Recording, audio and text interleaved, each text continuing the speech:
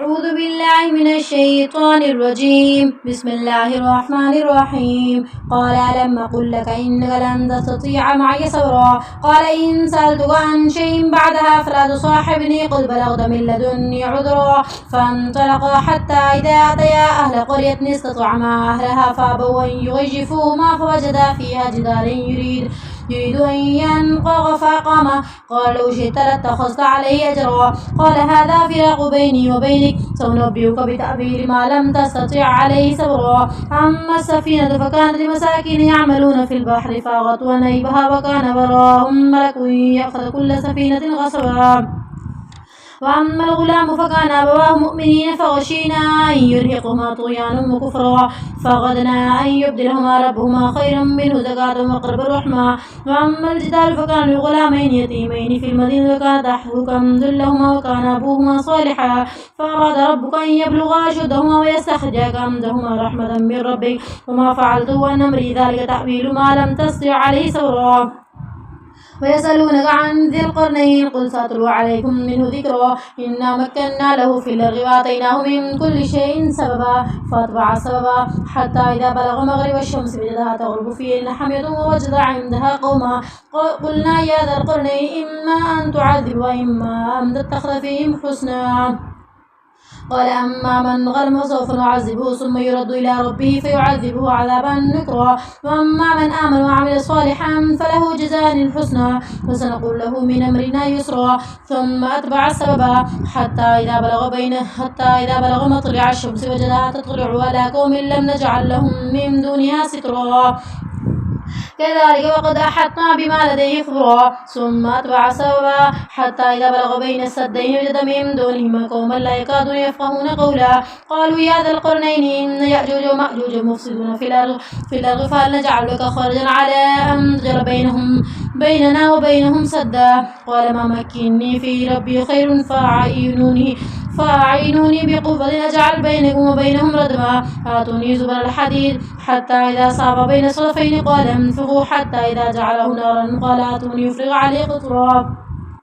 وما استطاعوا أن يظهروه وما استطاعوا له نقبا. قال هذا رحمة من ربي فإذا جاء وعد ربي جعله دكا وكان وعد ربي حقا. فتركنا بعضهم يومئذ يموج في بعض ونفخ في الصور فجمعناهم جمعا. وعرضنا جهنم يومئذ للكافرين عرضا. الذين كانت أعينهم في غطاء عن ذكري وكانوا لا يستطيعون سمعا. أفحسب الذين كفروا أن يتخذوا عبادي من دوني أولياء إنا أعدنا جهنم للكافرين نزلا. قل هل ننبئكم بالأخسرين أعمالا الذين ضل سعيهم في الحياة الدنيا وهم يحسبون أنهم يحسنون صنعا. أولئك الذين كفروا بآيات ربهم ولقائه فحبط أعمالهم فلا نقيم لهم يوم القيامة وزنا. ذلك جزاهم جهنم ما كفروا واتخذوا آياتي ورسلي هزوا. إن الذين آمنوا وعملوا الصالحات كانت لهم جنات الفردوس نزلا خالدين فيها لا يبغون عنها حولا. قل لو كان البحر مدادا لكلمات ربي لنفد البحر قبل أن تنفد كلمات ربي ولو جئنا بمثله مددا. قل إنما أنا بشر مثلكم يوحى إلي أنما إلهكم إله واحد. فمن كان يرجو لقاء ربي فليعمل عملا صالحا ولا يشرك بعبادة ربه أحدا. بسم الله الرحمن الرحيم. كافها يا عين صاد. ذكر رحمة ربك عبده زكريا إذ نادى ربه نداء خفيا قال ربي إني وهن العظم مني واستعلى الرأس شيبا ولم أكن بدعائك ربي شقيا. وإني خفت الموالي من ورائي فكانت امرأتي عاقر فهب لي من لدنك وليا يرثني ويرث من آل يعقوب واجعله ربي رضيا. يا زكريا إنا نبشرك بغلام اسمه يحيى لم نجعل له من قبل سميا.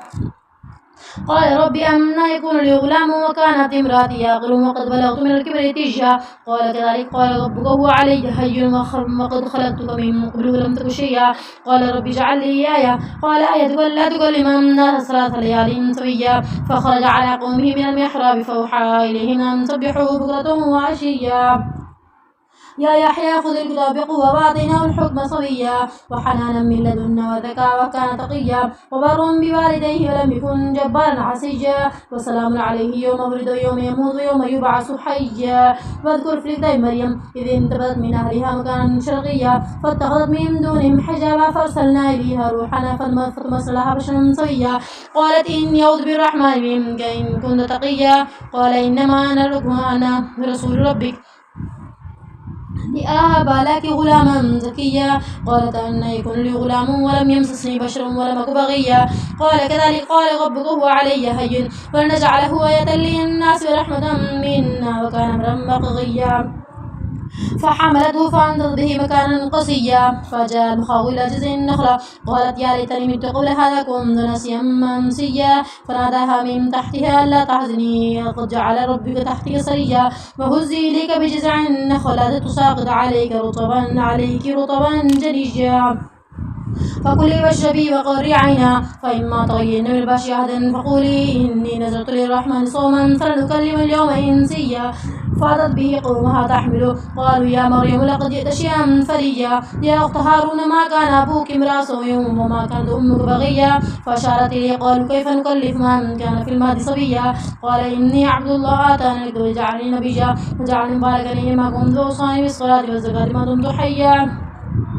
وبرا بوالدتي ولم يجعلني جبارا شقيا فالسلام علي يوم ولدت يوم أموت يوم أبعث حيا ذلك عيسى بن مريم قول الحق الذي فيه يمترون ما كان لله أن يتخذ من ولد سبحانه إذا قضى أمرا فإنما يقول له كن فيكون وإن الله ربي وربكم فاعبدوا هذا صراط مستقيم فاختلف الأعداء من بين فويل للذين كفروا من مشهد يوم عظيم فاسمع بهم وابصر يوم يأتون لكن الظالمون في ضلال مبين وأنذرهم يوم الحسرة إذا قضي الأمر وهم في غفلة وهم لا يؤمنون إنا نحن نرث الأرض ومن عليها وإنا لا يرجعون واذكر في الكتاب إبراهيم إنه كان صديقا نبيا إذا قال لأبيه يا أبت لم تعبد ما لا يسمع ولا يبصر ولا يغني عنك شيئا يا أبت إني قد جاءني من العلم ما لم يأتك فاتبعني أهدك صراطا سويا يا أبت لا تعبد الشيطان إن الشيطان كان للرحمن عصيا يا أبتي إني أخاف أن يمسك عذاب من الرحمن وتكون للشيطان وليا قال راغب أنت عن آلهتي يا إبراهيم لئن لم تنته لأرجمنك واهجرني مليا قال سلام عليك سأستغفر لك ربي إنه كان بي حفيظا وأعتذركم ما تدعون من دون الله وادعوا ربي عسى ألا أكون بدعاء ربي شقيا فلما اعتزلهم ما يعبدون من دون الله وهبنا له إسحاق ويعقوب وكلا جعلنا نبيا ووهبنا لهم من رحمتنا وجعلنا لهم لسان صدق عليا واذكر في الكتاب موسى إنه كان مخلصا وكان رسولا نبيا وناديناه من جانب طور الأيمن وقربناه نجيا ووهبنا له من رحمتنا أخاه هارون نبيا واذكر في الكتاب إسماعيل إنه كان صادق الوعد وكان رسولا نبيا وكان يأمر أهله بالصلاة والزكاة وكان عند ربه مرغيا واذكر في الكتاب إدريس إنه كان صديقا نبيا ورفعناه مكانا عليا أولئك الذين أنعم الله عليهم من النبيين من ذرية وممن حملنا مع نوح ومن ذرية إبراهيم وإسرائيل وممن هدينا واتبينا ذا طلع عليهم آيات الرحمن خروا سجدا وبكيا فخلف من بعدهم خلف أضاعوا الصلاة واتبعوا الشهوات فسوف يلقون غيا إلا من تاب وآمن وعمل صالحا فأولئك يدخلون الجنة ولا يظلمون شيئا جنات عدن التي وعد الرحمن عباده بالغيب إنه كان وعده مأتيا لا يسمعون فيها لغوا إلا سلاما ولهم رزق فيها بكرة وعشيا تلك الجنة التي نورث من عبادنا من كان تقيا وما تنزل إلا بأمر ربك له ما بين أيدينا وما خلفنا وما بين ذلك وما كان رب نسيا رب السماوات والأرض وما بينهما فاعبده واستبر لعبادته هل تعلم له سميا ويقول الإنسان وإذا مت لسوف أخرج حيا أولا يسر الإنسان أنا خلقناه من قبل ولم يك شيئا فربك لنحشرنهم والشياطين ثم لنغرنهم حول جهنم جثيا ثم لننزعن من كل شيء يشهد الرحمن عديا ثم نحن أعلم بالذين هم أولى بها صليا وإن منكم إلا واردها كان على ربك حتما مقضيا ثم ننجي الذين اتقوا ونذر الظالمين فيها جثيا وإذا تتلى عليهم آياتنا بينات قال الذين أي الفريقين خير مقاما وأحسن نديا فكما أهلكنا قبلهم من قرن هم أحسن وأسعد ورئيا كل من كان في ضلالة فليمدد له الرحمن مدا حتى إذا رأوا ما يوعدون وإما العذاب وإما الساعة فسيعلمون من هو شر مكانا وضعف جندا ويزيد الله الذين اهتدوا هدى والباقيات الصالحات خير عند ربك ثوابا وخير مردا أفغيت الذي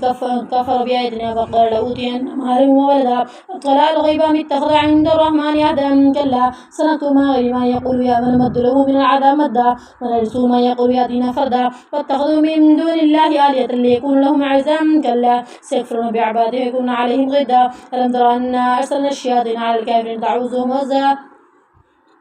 فلا تعدل عليهم إنما نعد لهم ندا يوم نحشر المتقين للرحمن وفدا ونسوق المجرمين إلى جهنم وردا لا يملكون الشفاعة إلا من اتخذ عند الرحمن هدا وقال اتخذ الرحمن ولدا لقد جئتم شيئا ندا تكاد السماوات يتفطرن منه وتنشق الأرض وتخر الجبال هدا أن دعوا للرحمن ولدا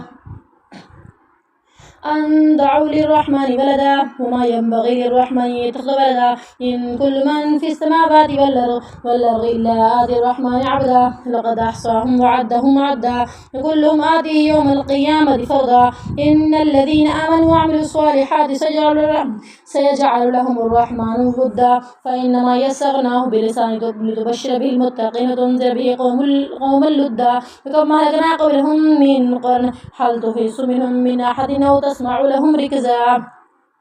بسم الله الرحمن الرحيم طه ما أنزلنا عليك القرآن لتشقى إلا تذكرة لمن يخشى تنزيلا ممن خلق الأرض والسماوات العلى الرحمن على العرش استوى له ما في السماوات وما في الأرض ما بينهما وما تحت الثرى وإن تجهر بالقول فإنه يعلم السر وأخفى الله لا إله إلا هو له الأسماء الحسنى ولا أتاك حديث موسى إذ رأى نارا فقال لأهلهم كثوا إني آنست نارا لعلي آتيكم منها بخبز أو أجد على النار هدى فلما أتاها نودي يا موسى إني أنا ربك فاخلعنا عليك إنك بالواد المقدس طوى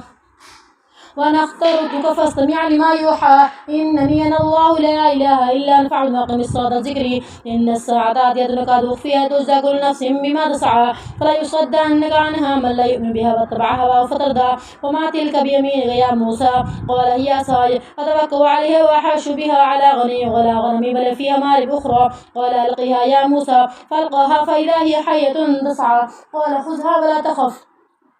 سنعيدها سيرتها الأولى واغمم يدك إلى جناحك تخرج بيضاء من غير سوء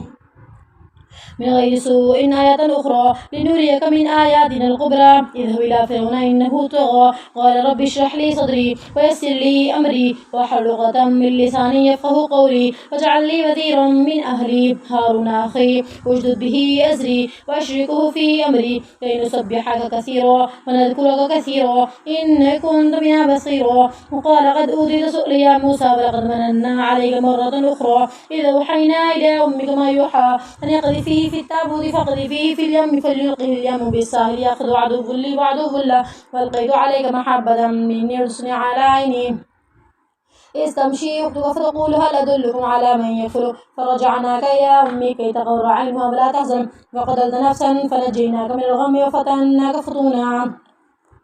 فلبثت سنين في أهل مدين ثم جئت على قدر يا موسى واصطنعتك نفسي اذهب أنت وأخوك بآياتي ولا تنيا في ذكري اذهبا إلى فرعون إنه طغى فقل له قل لينا لعله يذكر ويخشى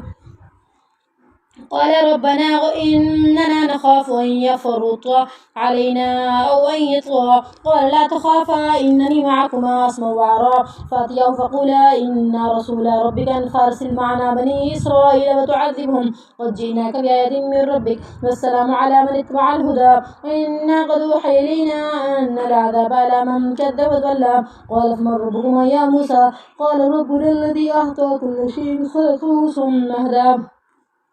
قال فما بال القرون الأولى قال علمها عند ربي في كتاب لا يغل ربي ولا ينسى، الذي جعل لكم الأرض مهدا وسلك لكم فيها سبلا وأنزل من السماء ماء فأخرجنا به أزواجا من نبات شتى كلوا وارعوا أنعامكم إن في ذلك لآيات لأولي النهى منها خلقناكم وفيها نعيدكم منها نخرجكم تارة أخرى ولقد أريناه آياتنا كلها فكذب وأبى قال جئتنا لتخرجنا من الغنى بسحرك يا موسى فلنأتينك بسحر مثله فاجعل بيننا وبينكم موعدا لن نخلفه نحن ولا أنت مكانا سوى قال موعدكم يوم الزينة وأن يحشر الناس ضحى فتولى فرعون فجمع كيده ثم تاب قال لهم موسى ويلكم لا تفتروا على الله الكذب فيسحتكم بعذاب فقد خاب من افترى فتنازعوا أمرهم بينهم وسروا النجوى قالوا إن هذان لساحران يريدان أن يخرجاكم من أرضكم بسحرهما ويذهبا بطريقتكم المثلى فاجمعوا كيدكم ثم أتوا صفا وقد أفلح اليوم من استعلى قالوا يا موسى إما أن تلقي وإما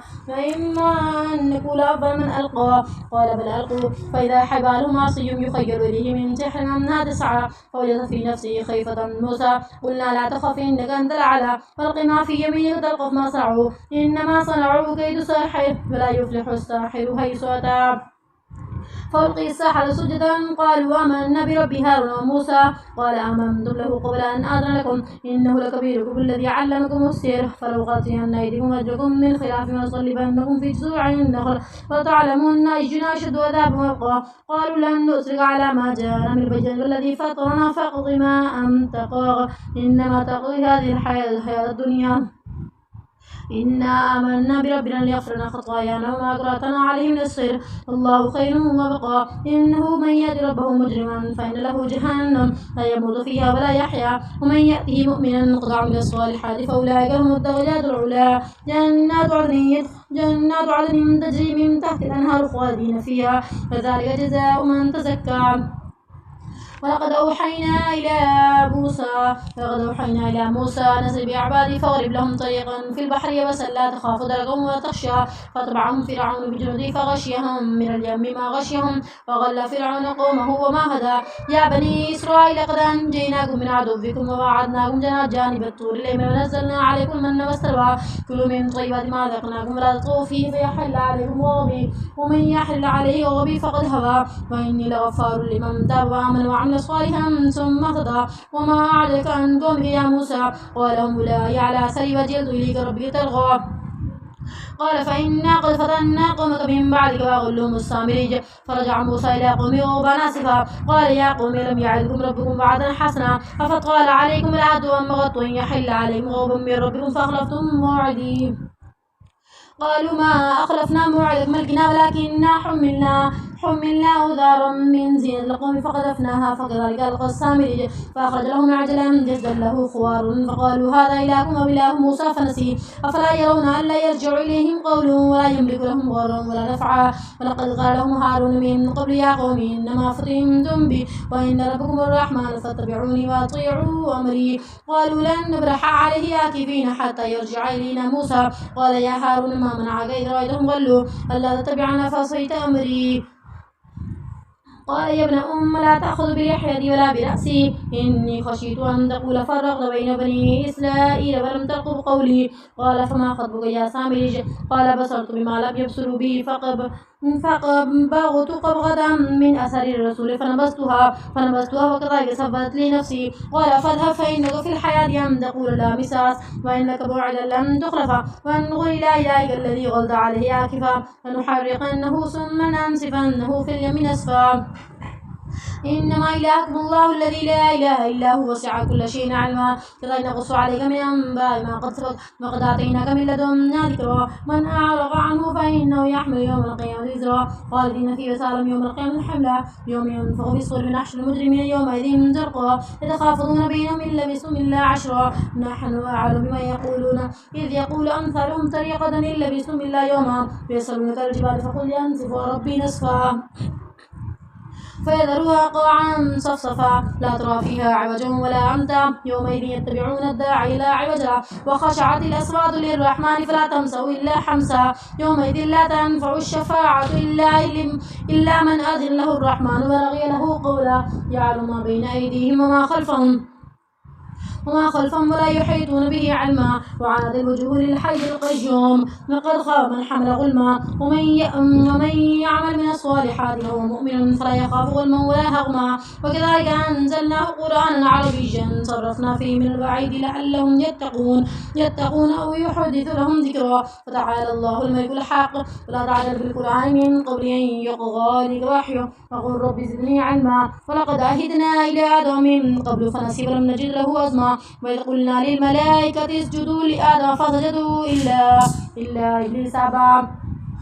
فقلنا يا آدم إن هذا عدو لك ولزوجك فلا يخرجنكما من الجنة فتشقى.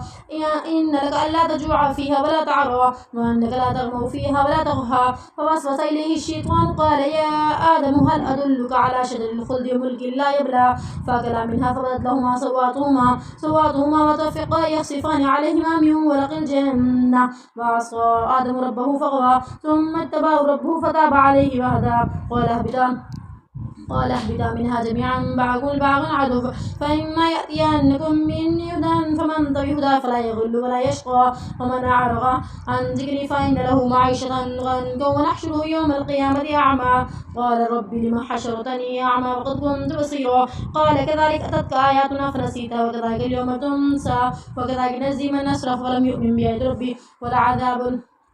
ولعذاب الآخرة أشد وأبقى. أفلم يهد لهم كما أهلكنا قبلهم من القرون يمشون في مساكنهم إن في ذلك لآيات لأولي النهى. ولولا كلمة سبقت من ربك لكان لزامهم وجلا مسمى. فاصبر على ما يقولون وسبح بحمد ربك قبل طلوع الشمس وقبل غروبها ومن آناء الليل فسبح وأطراف النهار لعلك ترضى. لا تمدن عينيك إلى ما متعنا به أزواجا منهم زهرة الحياة الدنيا لنفتنهم فيه ورزق ربك خير وأبقى. وأمر أهلك بالصلاة واصطبر عليها لا نسألك رزقا نحن نرزقك والعاقبة للتقوى. وقالوا لولا يأتينا بآية من ربه أولم تأتهم بشرة ما في الصحف الأولى. ولو أنا أهلكناهم بعذاب من قبله لقالوا ربنا لولا أرسلت إلينا رسولا فنتبع آياتك من قبل أن نزل نخزى. قل كل متربص فتربصوا فاستعلمون من أصحاب الصراط السوي ومن اهتدى.